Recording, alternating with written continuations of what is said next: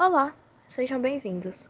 O assunto a ser tratado é a Covid-19, ou seja, a atual pandemia onde estamos inseridos. O Covid-19 faz parte de uma família de vírus chamados coronaviridae, responsável por causar a síndrome respiratória aguda. Em dezembro de 2019, na cidade de Wuhan, na China, foi diagnosticado o primeiro caso de Covid-19, e desde então o vírus espalhou-se para todo o mundo, tornando-se uma pandemia e causando inúmeras mortes. Com isso, as pessoas tiveram que adaptar-se ao novo estilo de vida, focado no isolamento social e no uso da tecnologia. Além disso, os trabalhos e escolas tiveram que adotar o sistema remoto, o famoso home office. O cenário socioeconômico foi gravemente afetado, pois no início da pandemia o turismo passou a cair bastante decorrência do isolamento social. Com isso, as pessoas passaram a apostar em viagens para destinos mais remotos, a fim de manter o distanciamento social. Para o filósofo Byung-Chul Han, o vírus aumenta o sentimento de individualismo, isolando as pessoas umas das outras. Contudo, para o filósofo brasileiro Luiz Felipe Pondé, as epidemias e grandes tragédias reforçam os vícios, o oportunismo e a exploração. Sob visão científica, sabe-se que o SARS-CoV-2 é um vírus pertencente à família chamada coronavírus. Tal família é caracterizada por vírus que estão relacionados a doenças respiratórias leves e moderadas. Sendo assim, o SARS-CoV-2, vírus causador do Covid-19, significa Síndrome Respiratória Aguda Grave de Coronavírus. A transmissão da doença pode ocorrer pelo ar, através de tosse ou espirro, ou por contato que ocorre quando o indivíduo entra em contato com a superfície já contaminada, e em seguida com as mucosas, olhos, nariz e boca. A Covid-19 pode ser ligeiramente confundida com a gripe, uma vez que apresentam sintomas semelhantes. Os sintomas gerais da nova enfermidade são febre persistente, congestão nasal, tosse, perda do olfato e paladar, dores musculares, cefaleia, cansaço, falta de ar e descoloração dos dedos dos pés. Além disso, para tal doença, existem pessoas mais vulneráveis. Estas são chamadas de grupo de risco. Estão inclusas nesse grupo pessoas diabéticas, doentes crônicos, idosos, fumantes, soros positivos, hipertensos e imunodeprimidos. Por se tratar de doença recente, não existe tratamento definido para o Covid-19. Porém, é de extrema importância que os indivíduos adotem as seguintes medidas profiláticas: lavar a mão ou higienizá-las com álcool em gel 70%, utilizar máscaras ao sair, evitar aglomerações e higienizar objetos de uso frequente. Outro sim, para a detecção do vírus no corpo humano, existem dois possíveis testes: o teste sorológico rápido e o RT-PCR, transcrição reversa seguida de reação em cadeia da polimerase. O primeiro exame consiste em um dispositivo qual necessita de uma gota de sangue do paciente para reagir com um reagente específico. Tal teste é recomendado para pessoas que apresentaram sintomas há mais de 10 dias ou para monitorar a população. O mesmo apresenta resultados a partir de 10 minutos. Já o exame que utiliza a técnica do RT-PCR consiste em uma coleta material através de um haste flexível com ponta de algodão que é inserida pelo nariz. É um teste baseado na detecção de sequências únicas de RNA viral, confirmado por sequenciamentos de ácidos nucleicos. Por ser um vírus relativamente novo, ainda não possui uma vacina eficaz, pois o desenvolvimento de uma vacina demanda tempo, além de que se necessita da aprovação da Anvisa, passando assim por 4 fases de testes: a pré-clínica, a fase 1, a fase 2 e a 3. Atualmente, existem 4 tipos de vacinas contra o Covid-19: as vacinas com vírus inativo, a de subunidade proteica, as baseadas em RNA e a com vetor viral não replicante. A com vírus inativado foi desenvolvida há 70 anos, sendo uma das mais utilizadas até hoje, a qual utiliza o vírus atenuado, que estimula o sistema imunológico do indivíduo. Exemplo desse método é a Coronavac. O modelo conta com desvantagens como alto custo e o tempo demorado de aprovação.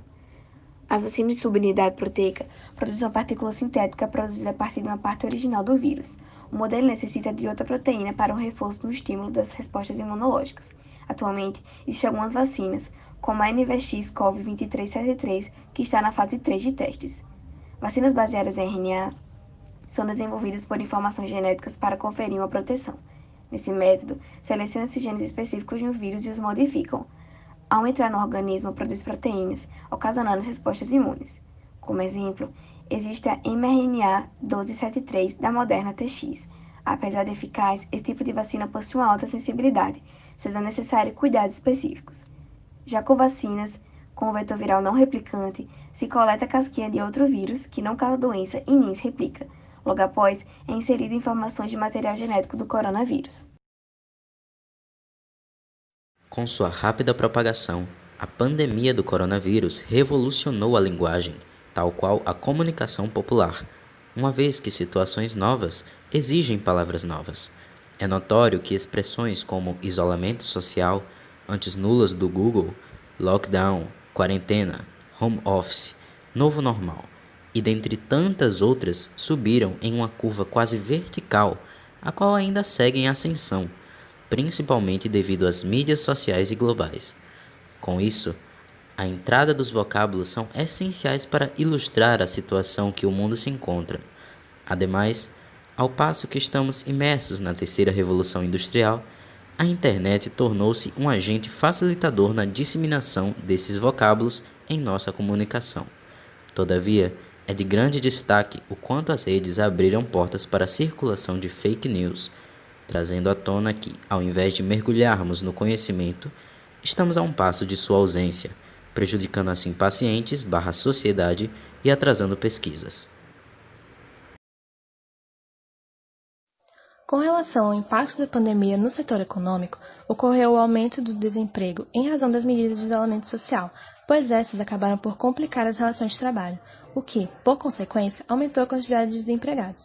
Outra consequência foi o aumento da inflação por conta da elevação do custo de vida.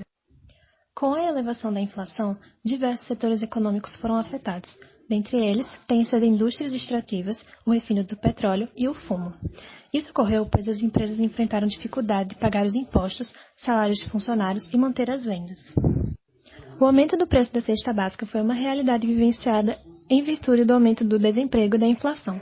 De acordo com o Departamento Intersindical de Estatística e Estudos Socioeconômicos, DIESE, a elevação do preço foi uma situação vivenciada por diversas capitais brasileiras. Dentre as capitais mais afetadas, tem-se Florianópolis, Salvador e Aracaju. O Produto Interno Bruto, PIB, também foi afetado. Com ele, é possível avaliar se a economia está crescendo e se o padrão de vida encontra-se melhorando. Com a situação atual, o PIB de diversos países sofreu alterações, como é possível observar no gráfico das comparações dos PIBs, sendo o último ano, 2021, apenas uma previsão feita pela Organização para a Cooperação e Desenvolvimento Econômico, OCDE. Dessa forma, possui-se previsões estimadas de crescimento do PIB para os anos de 2020 e 2021, no qual essas previsões abordarão a questão do PIB em escala mundial, economias desenvolvidas e economias emergentes ou em desenvolvimento. Assim, de acordo com as pesquisadoras de Marler, o principal setor afetado na pandemia será o sistema econômico mundial. Pelo não acompanhamento da nova dinâmica social, tem-se o fechamento de várias empresas. De acordo com a pesquisa realizada pelo IBGE com 4 milhões de empresas, das quais 67,4% mantiveram seus níveis de produção, mesmo que temporariamente, enquanto 32,6% das empresas foram fechadas definitivamente ou temporariamente, de modo que as mais afetadas foram as empresas de pequeno porte. Outro fator que tem influenciado diretamente e indiretamente no aperto monetário das empresas é a questão das aglomerações.